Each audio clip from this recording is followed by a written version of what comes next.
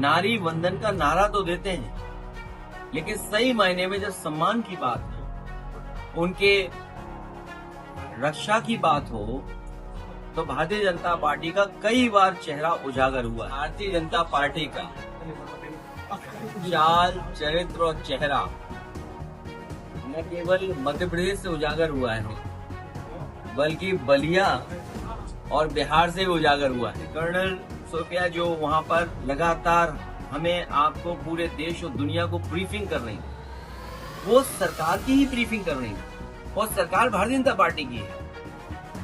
उन्हीं की ब्रीफिंग करने वाले के बारे में उनके प्रति क्या उनकी भावना है, किस तरह के विचार हैं, ये पहली बार उजागर नहीं हुआ।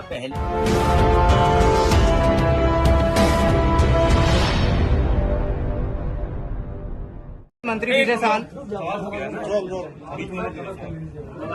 भारतीय जनता पार्टी का चाल, चरित्र और चेहरा न केवल मध्य प्रदेश से उजागर हुआ है, बल्कि बलिया और बिहार से भी उजागर हुआ है। जो लोग सोशल मीडिया पर हैं वो मुझसे बेहतर समझते होंगे। हाई कोर्ट के बाद एफआईआर दर्ज होना, और ये इसलिए करना पड़ रहा है हाई कोर्ट को क्योंकि अगर इन मंत्री जी के खिलाफ एक बहुत देश के प्रतिष्ठित अभिनेत्री के खिलाफ जब उन्होंने सबसे पहले उनके कार्यक्रम को रोका था, उस समय बीजेपी की सरकार ने उनके खिलाफ कार्रवाई की होती, तो आज देश की कर्नल उनके साथ इस तरह का व्यवहार करने का उन्हें मौका ही नहीं मिलता। ये भारतीय जनता पार्टी का चरित्र पहली बार दिखाई नहीं दिया है।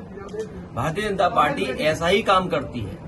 नारी वंदन का नारा तो देते हैं, लेकिन सही मायने में जब सम्मान की बात हो, उनके रक्षा की बात हो, तो भारतीय जनता पार्टी का कई बार चेहरा उजागर हुआ है। ये पहली बार उजागर नहीं हुआ है।